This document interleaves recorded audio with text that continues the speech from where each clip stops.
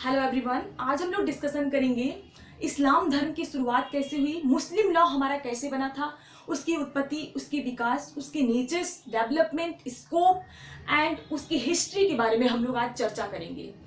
अब यहाँ पर चलते हैं कि जैसे कि आपके मन में ये क्वेश्चन आ रहा होगा कि मैम मुस्लिम जब लॉ नहीं था, इस्लाम धर्म नहीं था, तो किस तरीके की पीरियड थी, किस तरीके का टाइम था उस समय। आयाम ई जहेलिया मीन्स की पीरियड ऑफ इग्नोरेंस का टाइम था। उस समय महिलाओं को प्रताड़ित किया जाता था, भेदभाव थे, महिलाओं और पुरुषों में भेदभाव थे, जाति प्रथा, कुप्रथा, दहेज प्रथा, नारी को सती प्रथा कर दिया जाता था, बाल विवाह, इतनी बहुत सारी कुप्रथाएं जो है उस समय चलती थी। उस समय का पीरियड जो है इसी तरीके का पीरियड था। लेकिन इसके बाद जो है हजरत मोहम्मद साहब का जन्म 570 ईस्वी में मक्का में कुरैश कबीले में हुआ था। आप इसे ध्यान से समझेंगे क्योंकि मैंने बहुत डीपली इसे बनाने की कोशिश की हूँ and exam point of view से भी बहुत इंपॉर्टेंट है क्योंकि इसमें बहुत सारे क्वेश्चन जो है निकल के आते हैं जो जे में पूछे जाते हैं एंड आपके लिए बहुत ही हेल्पफुल रहेगा। तो यहाँ पर जन्म जब 570 ईस्वी में मक्का में हुआ था तो उनकी पिता का नाम अब्दुल्ला था, माता का नाम अमीना था। तो पिता जो है जन्म से पहले ही इनकी मृत्यु हुई थी। माता अमीना जो है 4 या 5 ईयर की थे हजरत मोहम्मद साहब, तभी माता का भी निधन हो गया था। फिर इसके बाद में दादा और अबू तालिब उनके चाचा जो थे उनके द्वारा उनका पालन पोषण किया गया। फिर दादा की भी मृत्यु हो जाती है, लेकिन फिर चाचा जो है हजरत मोहम्मद साहब के पालन पोषण में महत्वपूर्ण भूमिका निभाते हैं। अबू तालिब जो है जो बिजनेस करते थे उसी में हजरत मोहम्मद साहब जो है धीरे धीरे बड़े होते गए, तो वो भी अबू तालिब के साथ में मिलकर हाथ बटाया करते थे और चाचा के साथ में मिलकर दोनों कोई मिलकर अपना बिजनेस किया करते थे। अब हजरत मोहम्मद साहब की अगर बात की जाए तो वो बहुत ही गंभीर प्रवृत्ति के एक व्यक्ति थे, गंभीर प्रवृत्ति के व्यक्ति थे और वो अक्सर जो है कहीं पहाड़ों पर, गुफाओं में जाकर ध्यान केंद्रित किया करते थे, प्रार्थना करते थे, चिंतन करते थे, मंथन करते थे। एक दिन हजरत मोहम्मद साहब जो है हीरा नाम की गुफा में जाते 610 ईस्वी में और वो चिंतन कर रहे थे, प्रार्थना कर रहे थे। तभी गॉड का एक देवदूत, कहा जाए कि देवदूत आता है, जिब्राइल आता है और उनको उनकी जो केंद्रित कर रहे थे, अपने ध्यान को केंद्रित कर रहे थे, तो उनके ध्यान केंद्रित करने के समय उनको एक संदेश देता है। संदेश कुरान जिसे कहा जाए, कुरान कम्युनिकेटेड किया गया था किसके द्वारा? जिब्राइल के द्वारा। उसमें क्या चीज था?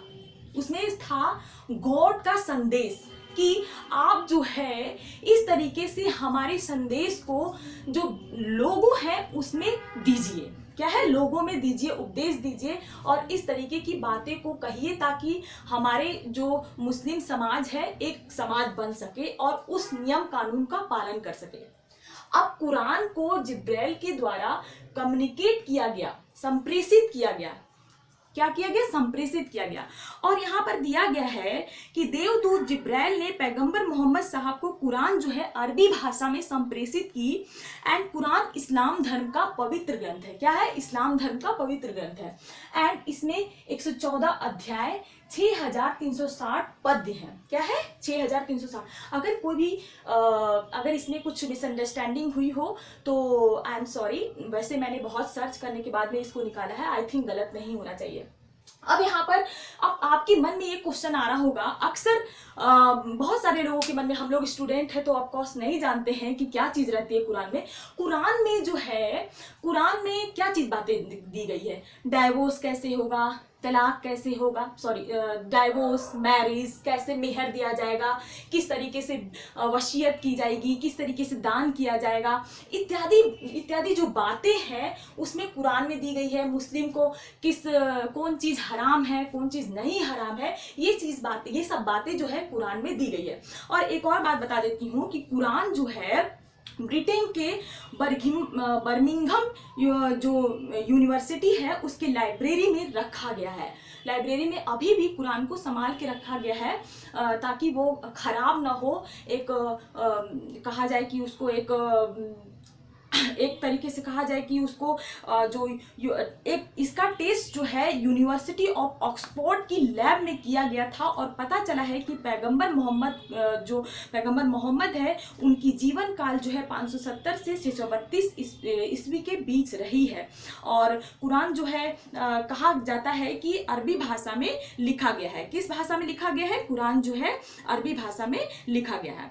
अब यहाँ पर बताया जाए कि यहाँ तक तो हो गया कि जिब्राइल के द्वारा उनको संदेश मिल गया और जो संदेश मिला अब उसको किस तरीके से समाज में लोगों के बीच में पहुँचाया जाए। तो क्या करते थे, जब भी वो गुफाओं में जाते थे, जब भी वो पेड़ों के पास जाते थे, जब भी वो पर्वतों पे जाते थे, वो लिख दिया करते थे कि भाई कोई तो पढ़ लेगा। इस तरीके से अपना संदेश देने का काम करते थे, उपदेश देने का काम करते थे, एक जगह लोगों को बैठा के कहने का काम करते थे। और इनकी जो प्रचार प्रसार करने से इनका जो प्रचार होने लगा कि उस समय से तो हजरत मोहम्मद साहब जब उनको मैसेंजर ऑफ गॉड कहा जाने लगा, जब उनको संदेश मिलने के बाद उनका नाम जो है पैगंबर हजरत मोहम्मद साहब हो गया। मीन्स कि मैसेंजर ऑफ गॉड जो है कहे जाने लगे, क्योंकि उनको गॉड का मैसेज मिल गया था और गॉड के मैसेज मिलने के बाद वो जो है एक तरीके से कहा जाए पैगंबर बन गए थे। और उन्होंने सभी जगह अपनी बातों को रखना शुरू किया, देवदूत जिब्राइल की बातों को रखना शुरू किया। और शुरू करने में क्या हुआ कि मक्का में तहलका मच जाता है। मक्का में क्या तहलका मचता है कि ये व्यक्ति तो सब जगह अपने आप को प्रेरित करने का काम कर रहा है, अपने आप को एक पैगंबर बनाने का काम कर रहा है। तो वहाँ जब तहलका मच गया तो मक्का से लोग जो है उनको पत्थर मार के भगाना स्टार्ट कर दिए, भागने के लिए कर रहे, उनके कपड़े फाड़ने के लिए कर दिए, कपड़े फाड़ने लगे, उसको भगाने लगे। तो क्या हुआ कि जो पैगंबर मोहम्मद साहब है वहाँ से 622 ईस्वी में मदीना चले गए। 622 जब उनके साथ में अत्याचार होने लगा, उनके उपदेशों को लोग जो है मानने लगे, उनका प्रचार प्रसार बहुत ज़्यादा होने लगा। तो वहाँ के जो व्यक्ति थे, जो धनमान्य व्यक्ति थे, गणमान्य व्यक्ति थे, उनको भगाने की कोशिश करने लगे। भगाने के चलते 622 ईस्वी में मदीना पहुँच जाते हैं। अब मक्का से जो मदीना की यात्रा हुई उसी को मुस्लिम संवत मीन्स की हिजरी संवत कहा जाता है। जो मुस्लिम का कैलेंडर है हिजरी संवत के नाम से जाना जाता है। यहाँ तक तो क्लियर है आपको। अब यहाँ पर जैसे कि जब वो मदीना जाते हैं 622 ईस्वी में, वहाँ भी अपना प्रचार प्रसार करते हैं। वहाँ भी जो देवदूत जिब्राइल के द्वारा जो संदेश दिया गया था उसको संप्रेषित करने का काम करते हैं, सबको बताने का काम करते हैं, प्रचार प्रसार करने का काम करते हैं। इस तरीके से जो मुस्लिम लोग हैं उनको मैसेंजर ऑफ गॉड, प्रॉफिट के नाम से जानते हैं। तो यहाँ पर क्या हुआ कि उनकी मृत्यु जो है 632 ईस्वी में मदीना में हो गई। कब हुई थी? 632 ईस्वी में मदीना में हुई थी। अब यहाँ पर जैसे जन्म जब हुआ तो हम लोग जो है ईद मनाते हैं। ये भी आपको ध्यान रखना जरूरी है कि जब मोहम्मद साहब का जन्म हुआ था तो उस समय ईद मनाया जाता है। एंड जब मृत्यु जो है 632 ईस्वी में हुई थी।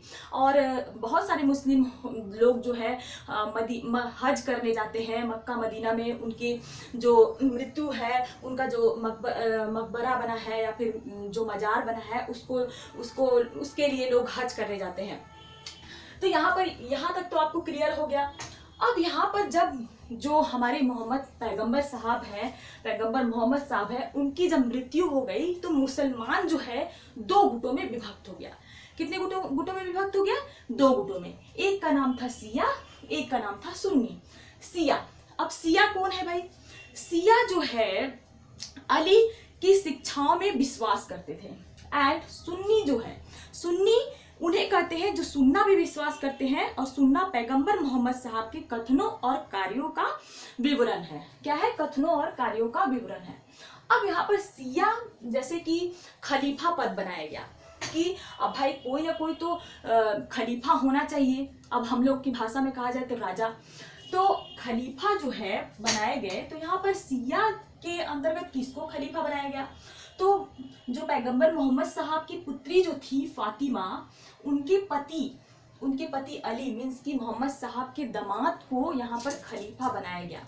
ओके, ये तो हो गया आपका उत्तराधिकार के थ्रू, एयर्स के थ्रू। एंड सुन्नी में किसको बनाया गया? छोटी पत्नी। अब इनके जो थोड़ा हम लोग विवाहित जीवन पर हम लोग थोड़ा चर्चा कर लेते हैं। इन्होंने 4 शादियां की थी। पहली शादी थी इनकी खादिमा के साथ में, किसके? खादिजा के साथ में। एंड सबसे लास्ट वाइफ जो थी आयशा थी।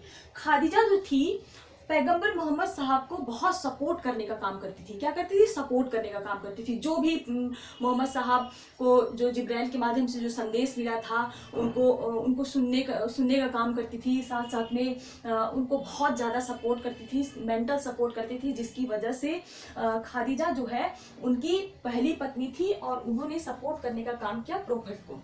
अब यहाँ पर उनकी छोटी पत्नी जो थी ये विधवा थी। यहाँ पर 3 जो शादियाँ थी उनकी वो विधवा से हुई थी, और जो लास्ट शादी थी वो एक लड़की से हुई थी, मीन्स की विवाहित वो नहीं थी। उनकी छोटी पत्नी जिसका नाम है आयशा, ये विवाहित नहीं थी। उनकी छोटी पत्नी आयशा के पिता, यहाँ पर आयशा के पिता जो थे अबू बकर, उनको सुन्नी में खलीफा पद बनाया गया। और ये जो है 632 ईस्वी से, मीन्स की जब इनकी मृत्यु हुई थी 632 ईस्वी से 634 ईस्वी तक ये जो है खलीफा पद पर रहे थे। और इनको जो बनाया गया इलेक्शन के थ्रू, यहाँ तो बने थे एयर्स के थ्रू मीन्स की उत्तराधिकार के थ्रू, एंड सुन्नी में बने थे निर्वाचन मीन्स इलेक्शन के थ्रू। इलेक्शन के थ्रू बने थे। पहले जो खलीफा थे अबू बकर थे, एंड सेकंड थे उमर जो है 634 ईस्वी से लेकर 644 ईस्वी तक। एंड थर्ड जो खलीफा बनाए गए उस्मान, एंड फोर्थ बनाए गए अली। ओके, फोर्थ बनाए गए अली। अब यहाँ पर बात करते हैं कि जैसे उत्तराधिकार के थ्रू हमारे जो पुत्री फातिमा के पति अली को बना दिया गया शिया में खलीफा, तो ये अली जो है शिया अली की शिक्षाओं में विश्वास करते थे और उन्हें मोहम्मद साहब के न्याय सम्मत उत्तराधिकारी मानते थे। अली मोहम्मद साहब के दामाद थे। अली की 661 ईस्वी में मृत्यु हो गई थी। अली की 661 ईस्वी में मृत्यु हो गई थी और इनके पुत्र थे हसन और हुसैन। क्या थे? हसन और हुसैन। हसन और हुसैन जो है यहाँ पर हुसैन की मृत्यु जो है 680 ईस्वी में करबला में हो गई थी। कहाँ हुई थी? करबला में हो गई थी। आपको शायद आई थिंक मुस्लिमों को ज़्यादा पता होगा कि मुहर्रम जो है इसी वजह से मनाया जाता है। हसन हुसैन की मृत्यु की वजह से आई थिंक मुहर्रम मनाया जाता है। मुझे उतना नॉलेज नहीं है, अगर आपको कुछ भी पता होता है तो आप मेरे कमेंट बॉक्स में कमेंट कर सकते हैं कि जो मुहर्रम है हसन और हुसैन की मृत्यु के मातम में ही मनाया जाता है। इसे मुझे कमेंट बॉक्स में कमेंट करके बताइएगा ताकि दूसरे स्टूडेंट को भी पता चल सके। अब यहाँ पर बात करते हैं कि जैसे कि हमने जो है जो natures development origin of Muslim law को समझ लिया, इस तरीके से हमारा जो इस्लाम धर्म है उसका विकास हुआ। अब यहाँ पर मुस्तफा कमाल पाशा 1924 ईस्वी में खलीफा पद को समाप्त कर दिया। क्या कर दिया? खलीफा पद जो था शिया और सुन्नी में, उसको 1924 में समाप्त कर दिया गया था। एंड इब्न इसाक जो है पैगंबर मोहम्मद साहब की जीवन चरित्र, जो लाइफ का जो जर्नी था, उसको लिखने का काम कौन किया है? इब्न इसाक ने किया है।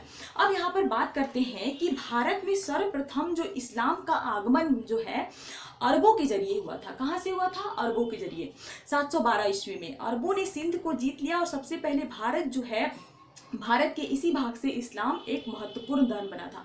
अब यहाँ पर एक और बात कर लेते हैं कि जैसे नमाज जो हम पढ़ते हैं, जो मुस्लिम भाइयों लोग पढ़ते हैं, तो नमाज के दौरान मुसलमान मक्का की तरफ मुंह करके खड़े होते हैं और भारत से जो मक्का है पश्चिम की ओर पड़ता है, मक्का की दिशा को किबला कहा जाता है। क्या कहा जाता है? किबला कहा जाता है। एक एक पॉइंट को हम लोग ने डिस्कशन किया एंड थोड़ा हम लोग इसके सोर्स को भी हम लोग जान लेते हैं कि सोर्स ऑफ मुस्लिम लोग क्या कहते हैं, क्या चीज़ है सोर्स ऑफ मुस्लिम लॉ। वैसे मेरी वीडियो बनी हुई है, आप प्लेलिस्ट में जाके मुस्लिम लॉ के जो लेक्चर है उसको देख सकते हैं। सोर्स ऑफ मुस्लिम लॉ है 2 होती हैं। पहला तो होता है एंशिएंट सोर्स एंड सेकंड हो जाता है आपका मॉडर्न सोर्स। एंशिएंट सोर्स के अंतर्गत हो जाते हैं कुरान, जो हमारा प्राचीन सोर्स है ना, यहीं से हमारा मुस्लिम लॉ लिखना है ना। तो ये कुरान जो है हमारा एंशिएंट सोर्स है, जिसे हम ट्रेडिशनल सोर्स भी कह सकते हैं, प्राचीन सोर्स भी कह सकते हैं। एंड सुन्नत हदीस वो एक ही है आपका, एंड इजमा एंड कियास। जो सुन्नत हदीस जो है, कुरान के पश्चात सुन्नत हदीस जो है मुस्लिम विधि का इम्पॉर्टेंट सोर्स है और यह मोहम्मद साहब के आचरण से रिलेटेड है, जो कंडक्ट करते थे मोहम्मद साहब उससे रिलेटेड है। एंड इजमा क्या है? इजमा मीन्स एक मत होना। ये कस्टम है, इसमें मोहम्मद साहब के सहयोगी शिष्य एंड शिष्य के सिख जब तक एक मत हो जाते थे वो कानून बन जाता था। अबू बकर को भी यह एक मत द्वारा ही, जो अबू बकर जो खलीफा थे उनको एक मत द्वारा ही इनको खलीफा पद में चुना गया था। एंड लास्ट सोर्स हो जाता है आपका कियास। कियास क्या होता है? कियास मीन्स होती है कि यह जो है कियास मीन्स लॉजिकल डिसीजन। यह कुरान, सुन्नत, हदीस, इजमा के बाद मुस्लिम लॉ का चौथा सोर्स है। मीन्स कि जैसे लॉजिकल डिसीजन क्या होता है? लॉजिकल डिसीजन मीन्स कि शराब पीना हराम है। हराम मीन्स कि शराब पीना जो है गलत बात है। एंड सिगरेट पीना हराम है। हराम मीन्स मुस्लिम में हराम कहा जाता है, हम लोग क्या कहते हैं कि ये गलत बात है, लेकिन मुस्लिमों में हराम कहा जाता है।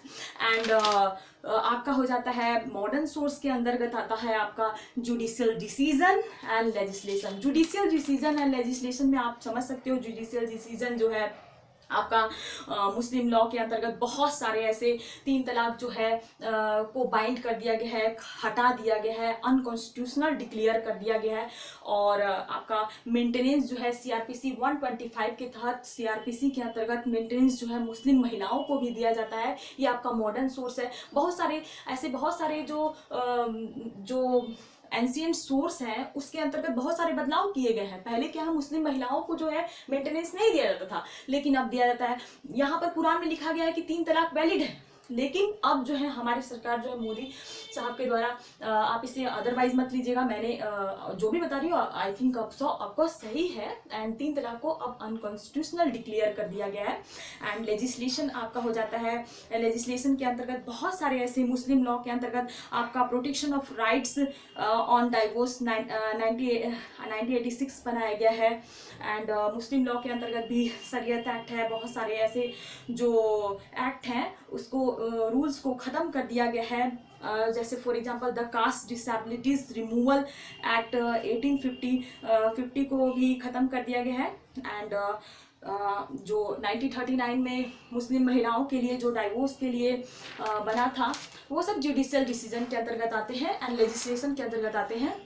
आप मेरी वीडियो के अंतर्गत आप देख सकते हैं source of Muslim law. And आज आपने जो है deeply natures development and origin of Muslim law को समझा। एंड इस्लाम धर्म की स्थापना जो है कैसे हुई थी, किस तरीके से जो पैगंबर मोहम्मद साहब थे किस तरीके से मुस्लिम लॉ की शुरुआत की थी, किस तरीके से मुस्लिम लॉ को बनाया, किस तरीके से कुरान को लेके आया, तो आज आपने समझा। एंड आप हमारे कमेंट बॉक्स में कमेंट करके बताएंगे थे कि जो मोहम्मद पैगंबर साहब हैं उनका जन्म कब हुआ था, इसे मुझे कमेंट बॉक्स में कमेंट करके बताएंगे।